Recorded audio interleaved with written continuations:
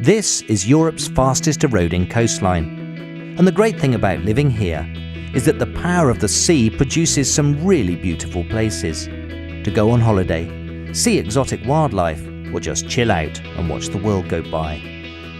But living on this coastline also creates a lot of challenges. In a single storm, the sea can remove hundreds of thousands of tons of cliff material, devastating people's homes, costing businesses millions of pounds, and over time causing entire communities and ways of life to disappear. And because the sea is always trying to create a balance, if we defend one area, then another will be eroded faster. For the planners, engineers, business people, and residents of all shapes and forms for whom this coastline is home, the big question is how best to manage the enormous erosional impact of the sea.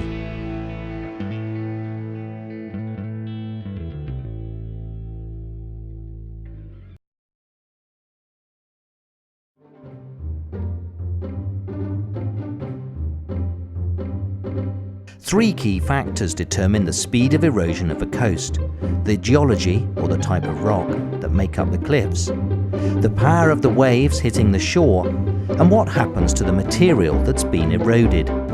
Unfortunately for some who live here, Holderness has weak geology, powerful waves, and the material that's taken by the sea doesn't hang around to protect the coast.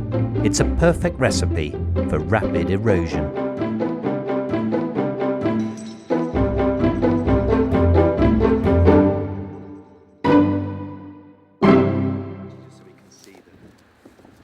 Mike Needley and his family have owned Ringborough Farm near Oldborough for over 50 years, and the problems of erosion are all too familiar. Well, we're stood on an old piggery that we put up in 1973, and this is the remains of it, just the base, which we've already had to take down and get rid of.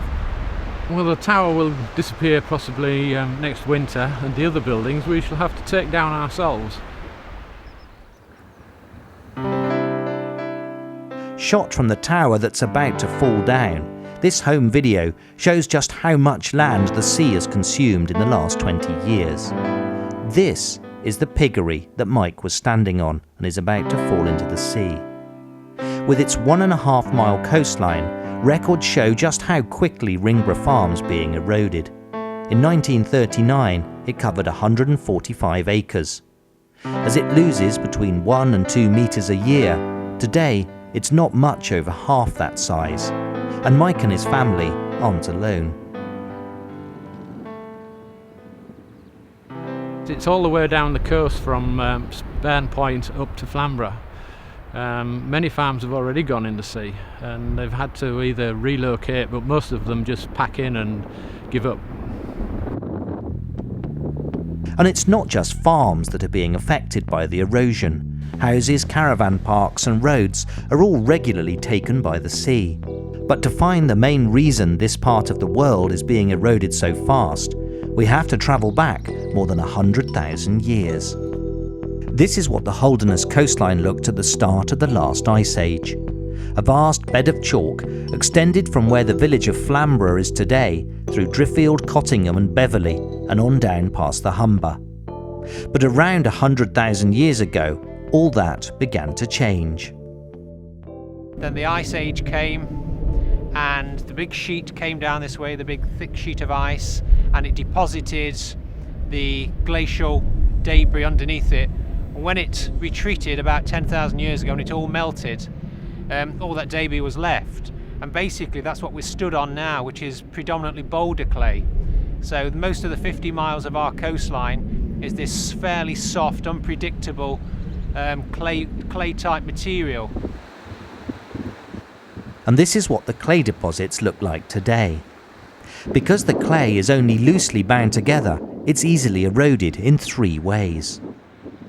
The force of the waves smashing against the clay traps tiny pockets of air that create mini explosions, causing particles to become detached. This is called hydraulic action. Stones and other particles that have already been detached also smash into the soft clay, breaking it up. This is called abrasion or corrosion. Hydraulic action and abrasion are called cliff foot processes, but the third process of erosion happens higher up. As the cliff gets weakened by rain, cracks begin to appear at the top. Rainwater gets in and lubricates the cliff material, making it slippery. The weight of the wet clay becomes too much for the cliff to support, and it slumps. This is called rotational slip. Working together, the three processes of hydraulic action, abrasion and rotational slip are incredibly powerful. At San Lemire Caravan Park in Tunstall, more than 26 metres of cliff were removed in a single storm in spring 2008. When they installed these bollards in 2007, they thought they'd last another 5 years. With so much erosion going on along the Holderness coast, the sea is always brown, because the fine muds from the boulder clay get washed out to sea. That means there's very little material around to form a beach, so the waves nearly always reach the cliff base at high tide. The stones and shingle are only exposed at low tide. If there were more beach, there would be enough friction to slow the waves down and prevent some of the cliff erosion taking place. But the prevailing winds come from the northeast, and any material that is deposited is continually being moved southwards by a process called longshore drift. Driven by winds and current from the northeast, waves strike the Holderness coastline at an angle, and the swash carries sediment up and along the beach.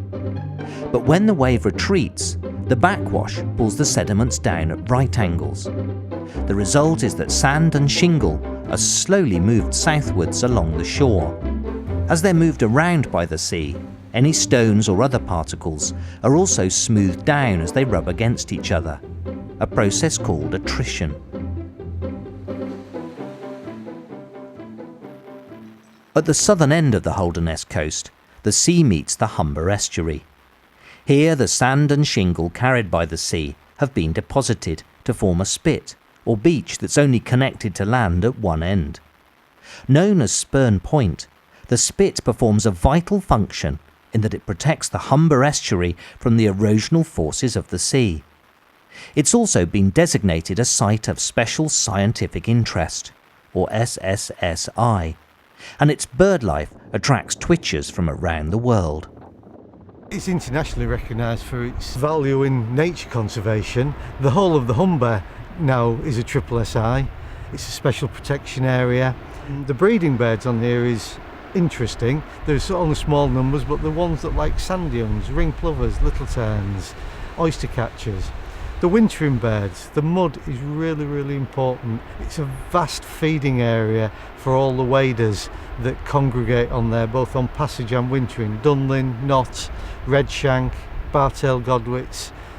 Again, species which all feed on the mud but have different length bills to probe into the mud for the different foods that they're seeking there. But Spurn Point isn't the only place along the Holderness coast where the interaction between the land and the sea have helped create a bird spotter's paradise. This is Flamborough Head at the northern end of the coast, an area that contains 9% of Europe's chalk cliff coastline and is home to all sorts of birds. Bird life changes throughout the seasons, but at this time of year, April, you'll find a lot of puffins and the guillemots are coming back as well. Then you see the kittiwakes coming in. You've got the range of habitats and species at their northern and southernmost limits, and there's always something of interest to be seen on the headland. The processes of erosion are the same, but here the chalk geology is more resistant than the clay, and it's able to support its own weight, and that has helped create a very different landscape.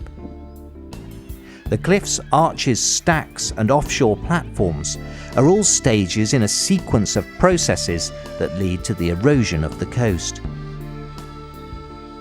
Hydraulic action and abrasion or corrasion create notches around the high water mark at the base of the cliffs, undermining them and eventually causing them to collapse. As the cliffs retreat, they leave offshore platforms behind them.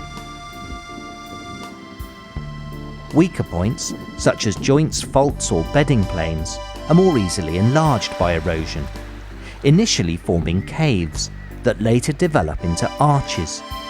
If the arches collapse, they create stacks that are eventually eroded down, forming stumps. But it's not just the power of the sea that's eroding the Holderness coast. Like Spurn Point, Flamborough Head is a site of special scientific interest, and the birds and natural beauty attract tens of thousands of visitors a year. But having so many visitors puts pressure on the landscape. Even walking across cliffs removes vegetation, exposing the soil to more erosion from rain and wind. But compared to the rest of the coastline, erosion here is still much slower. And for most people living and working along the Holderness coast, the big question is, how can we defend our businesses, homes and lives from the rapidly advancing sea?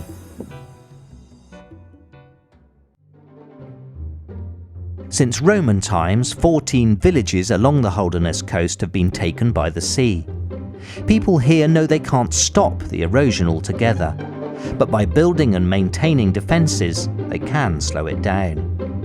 But creating and repairing defences is extremely expensive, and having them also affects the speed of erosion along other parts of the coast. Every community here wants their homes and businesses to be safe, but deciding who gets help is a very hot topic.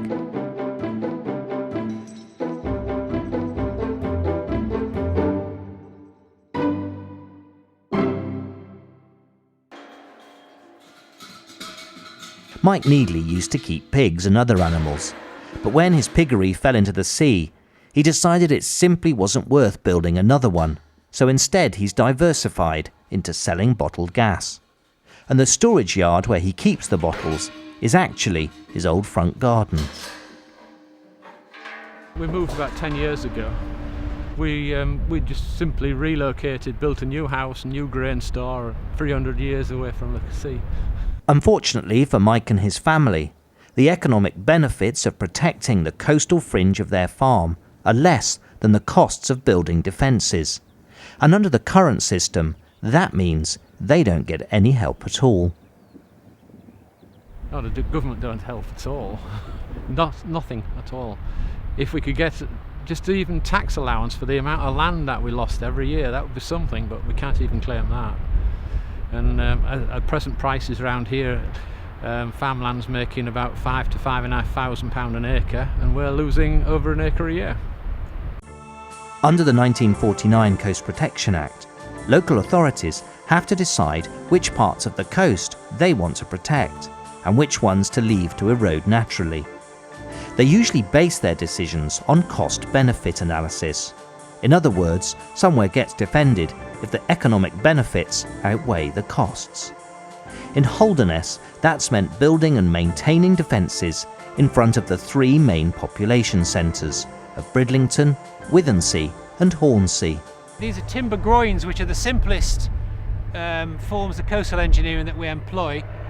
They are basically timber piles, timber posts, which are driven into the clay, and then there are boards in between. So an extremely effective means of trapping the sand between the groins, which then keeps it in position to protect the base of the seawalls, which are here. Groins like these ones at Withensea were first installed about 150 years ago. They work by preventing longshore drift from carrying sand down the coast, building up a beach that helps to absorb the sea's energy, reducing erosion of the coastline behind. But groins aren't enough to protect the coast during storms or very high tides, so sea walls have often been used as well. But recent research suggests that these walls reflect or even increase wave energy, which can scour away at the foot of the wall. Nowadays, revetments are built from resistant boulders, with large surface areas designed to absorb all the wave energy.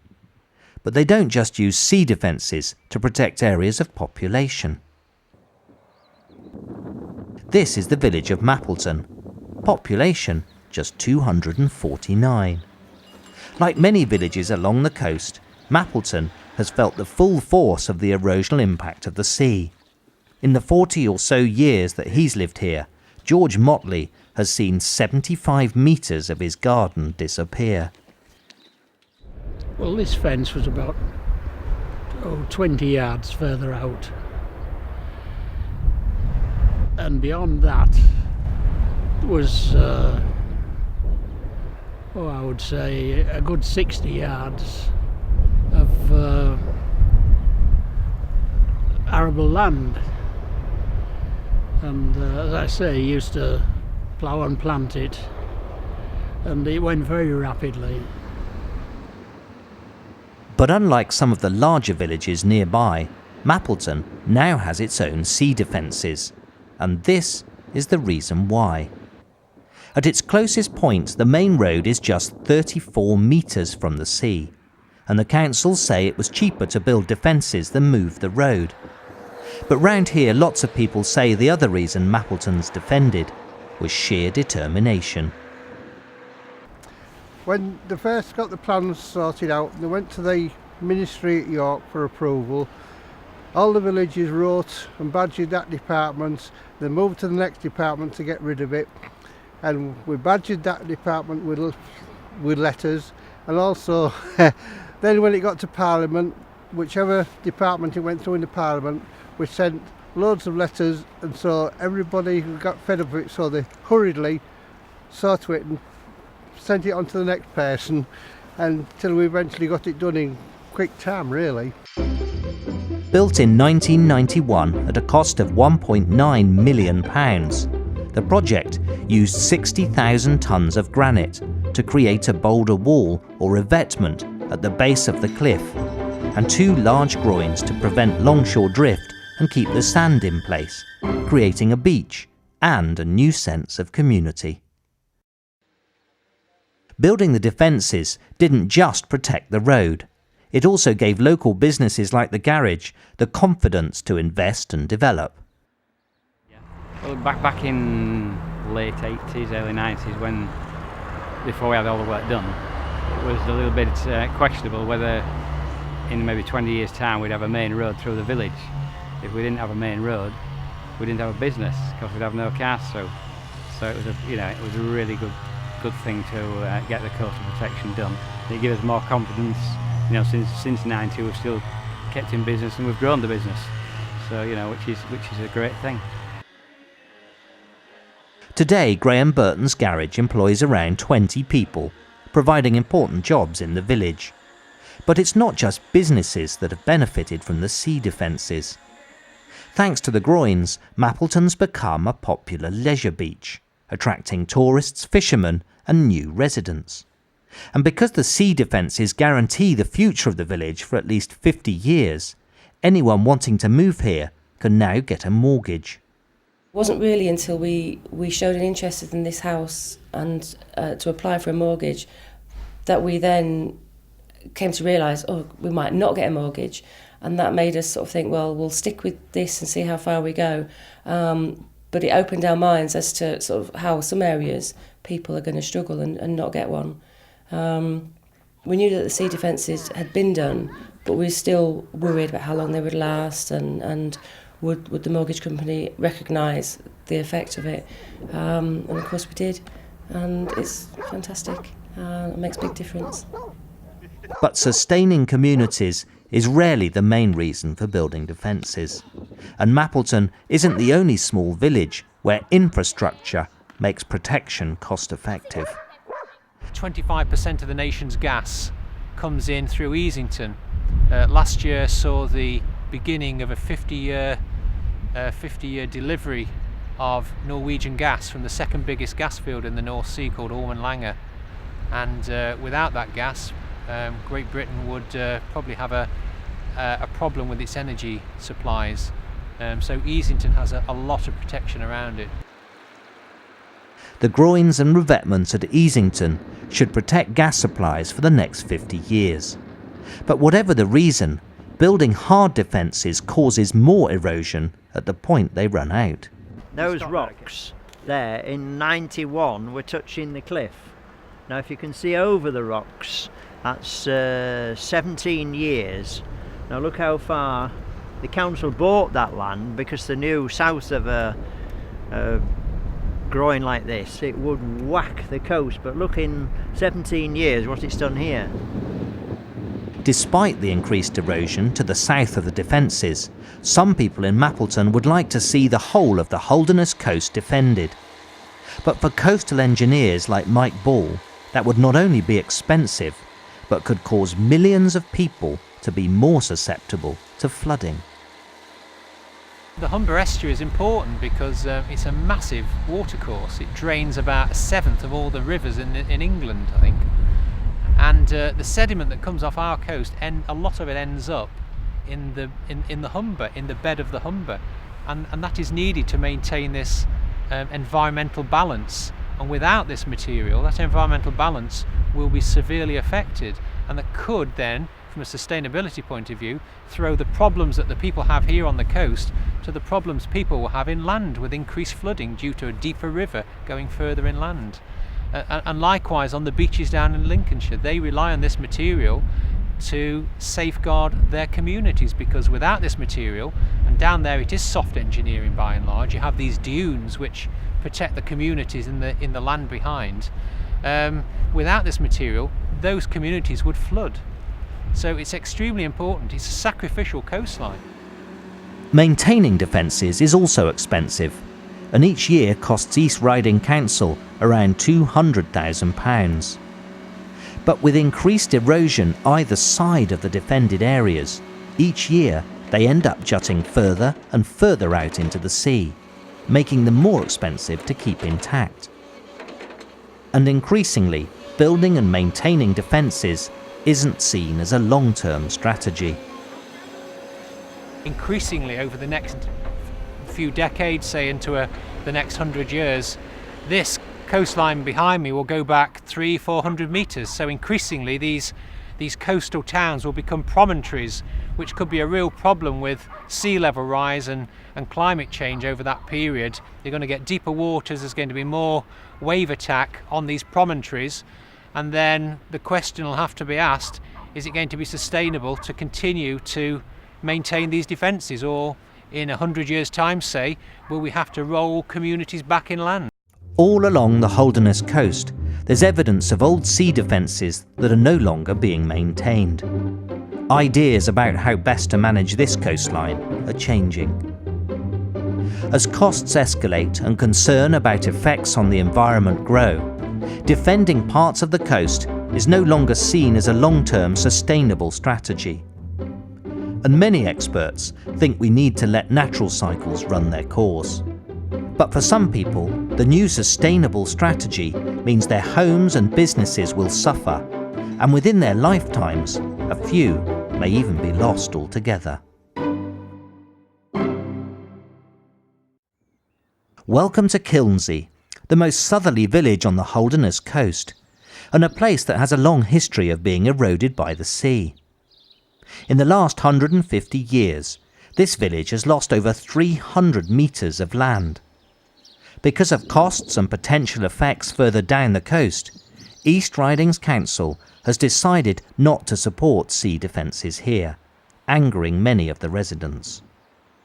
We've been abandoned, really, because they say that there's no benefit to them. It's a small community. As I say, 8 properties here. There are probably 80 or 90 people live in the village, and it's not worth it to them to spend what would be quite a substantial amount of money to protect a small number of people. But coastal erosion isn't the only challenge that Kilnsey faces. A couple of 100 metres across the peninsula is the Humber estuary.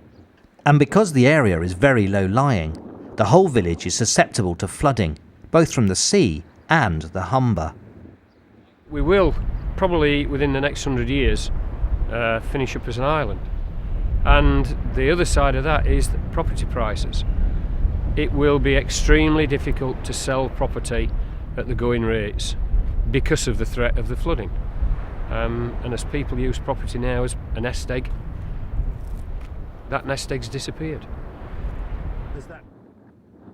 On the Humber side of the peninsula, there are already flood banks. Here, they're protected by large rocks. These banks are maintained by the Environment Agency. But on the coastal side, rapid erosion and rising sea levels mean the Environment Agency are refusing to fund any flood defences, and the residents have been left to sort out their own solution. This is the new flood bank. So the intention is that when it comes over, the first bit of protection will push the water into the ditch, then it will run through into the borrow pit that you see down there. Then at the end there is an escape system through the ditches that will eventually run the water into the Humber. Now it does work because earlier last year we had some real big tides. They did come over, it did run into the ditch, which was a real test for it. Building the bank and allowing natural processes to do the job is called soft engineering. But as the sea continues to erode inland, the flood bank's only expected to last for 20 to 30 years, and Kilnsea's residents face a very uncertain future.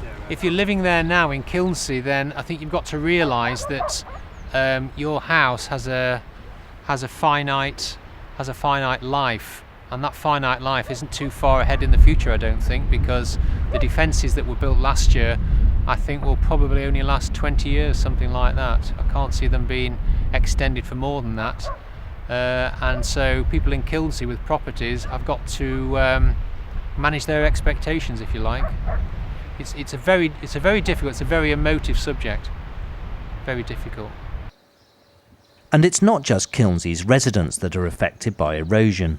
This is Sandy Beach's caravan park, the village's largest business. And like many other business people along the coast, Sandy Beach's owner Lee Reid is all too familiar with the problems of erosion. The erosion goes in sort of cycles. It takes, some years it could take hardly any. Other years, about every 8 to 10 years, it has a big erosion which could take up to 10 metres at a time.